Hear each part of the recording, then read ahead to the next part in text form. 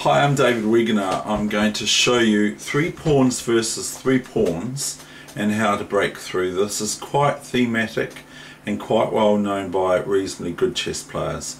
So now you can learn one of the trials that you can come across in chess, and here we have it. Okay, without further ado, here we go. How to break through with 3 pawns. It is white to move. Now white has around about 8 moves to play here. They can play king here, they can play king here, they can play king here, they can play king here, they can play king here. So that's 5 moves. They can play pawn here, they can play pawn here, they can play pawn here. Now one of these pawn moves, not the king move, because we don't want to muck around here, because if we muck around here for white, if white merely plays their king move, it might be a good idea to move your king closer and all that sort of thing, but it's not going to end up in white's favour very quickly, because if we would move our king up, okay, well let's just have a look at that. Okay, let's just say that we move our king up.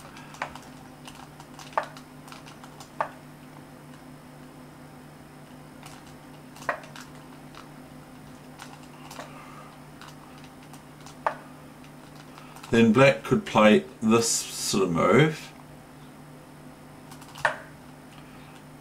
and so forth,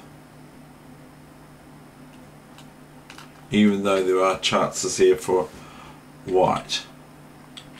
That's not what we're going to play here. What we're going to do is, what happens if we play this move? Because there are chances with that other line, to be honest. So what happens if we play this move? Okay, new variation. Black can merely just take this,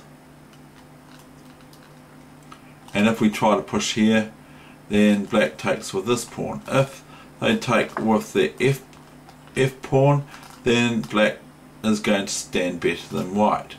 If white is met with this move, this would be a blunder, not because of pawn takes pawn or king move, but because of pawn up, and shortly thereafter this pawn is going to queen.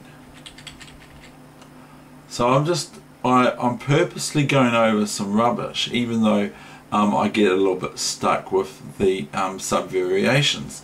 But here there is one move, and so we've looked at f6 and that didn't work, even though if black plays it wrongly, like I just shown,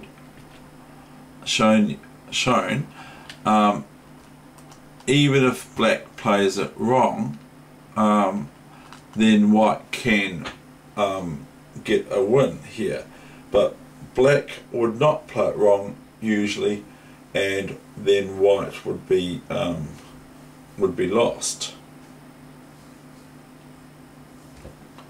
Well, we'll just show you the variation again. No, not that move, David. It's f6. Now, new variation. If g f6 here, this is the correct move for black to play here.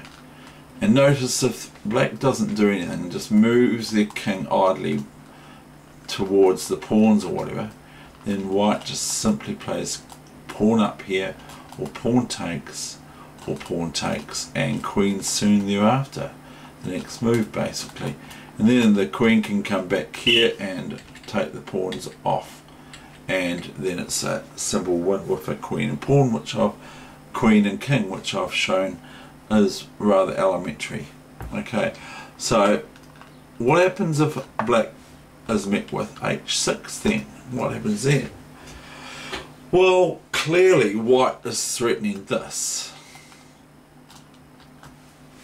So black is best to remove this pawn, and then, like the other, here is no good, not because of this move, because then the pawn runs and it has only 2 squares to move, and the king is sort of three and a half squares away, because the pawn's just going to keep on marching to queen. even if the king starts to chase it. But what happens here is this is the variation that black should play in his best, because if taking here now then here, and really fundamentally the ending is quite simple for black, even though they still want to march their kings.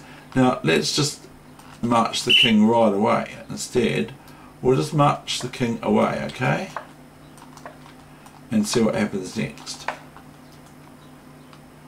Now black can just play this. Now see, now white is best to play king here, not here. If king here, then the pawn marches in. It's a simple win. Okay, so now we'll go back to the starting position. Now, so this is about how to break through with pawns. Now notice that if we play g6, okay, then regardless of what pawn takes what, white is threatening g f7, or pawn takes pawn on the f7 square, or the white's king's bishop 7 square, and they're also threatening g h7, and or else king's knight pawn takes king's rook pawn, if you want to be pedantic. So white here is threatening to take one of these pawns. If one moves, then they'll just take this one. If this one moves, then they'll just take this one. And so if black doesn't watch it, they're going to lose very shortly. Or are they going to lose? So what does black do here? Black can take one of these pawns, I hear you say, fair enough, and white has to be careful of the way they take. Or do they take? So if here, then that would be no good, because black just takes here, and it's very, very similar to the last one I just showed you. But here white wins by force and ends up with a queen very shortly, and that is by this move here, f6. Okay, now if the pawn takes here, okay, fair enough, then you just move, white just moves the pawn up here, and really that's a win for white, because they get a queen, and the queen finds the pawns very easy to mop them up. So then what happens if this one, then I hear you say? Well, then we just go here and we queen the next move, and do not make it a bishop or a knight, because then you would be, according to the computer, in a lost position. And a rook, well, you could probably still win it with a rook, but it makes it a bit harder.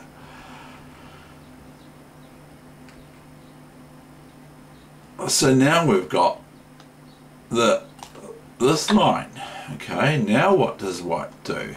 This is a new main line. What white does now is drives this pawn away from the defense from this pawn running forward.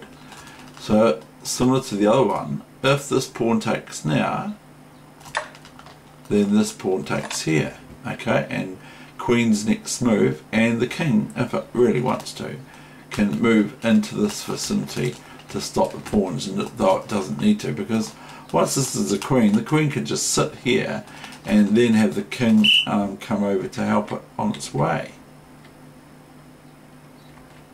So then we've got this one again,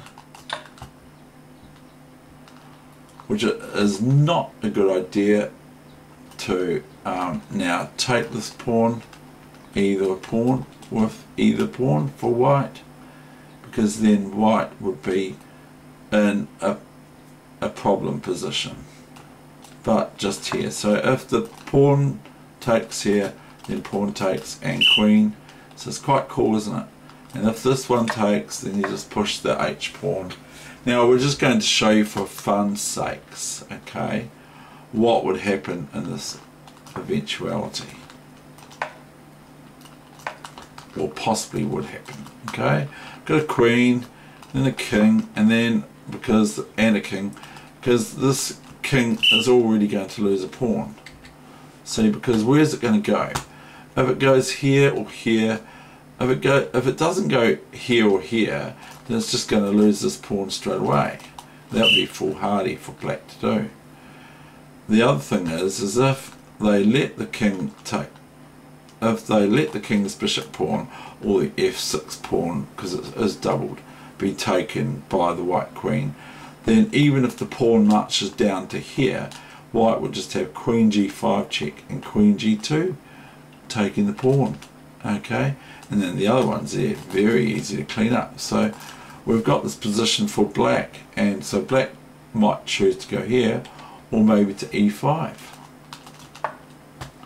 Now white can literally just about play this with their eyes closed. In fact, they can. And so white could just play here, but this is quite effective, because one, okay, well, we let the king go forward.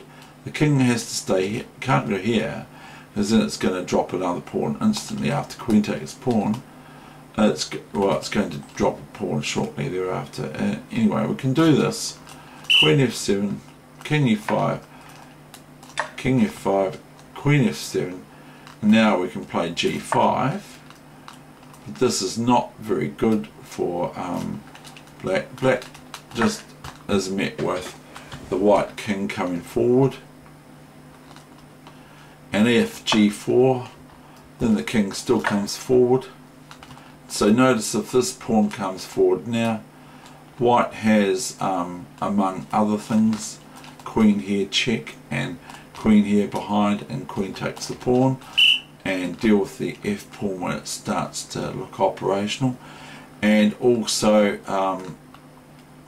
white would have, after queen here check, king up here, because the king has to go to e6, and king f4 and snaffle the pawn, and that sort of thing. So, and that's an easy elementary win. So we will recap now that if h6, if it's black's move here, they if it's black's move here, they can just merely play this move. Okay, so if white does play a move like king here, okay, new main line, then black can just play g6, I believe, and then the win isn't possible anymore, unless black is silly by taking here and allowing white to run this pawn. That's a lost position for black. Okay, I hope that's helped you with this elementary endgame study, which is very instructive and good to know, especially when you're at the board and you want to break through and your opponent's thinking it's drawn.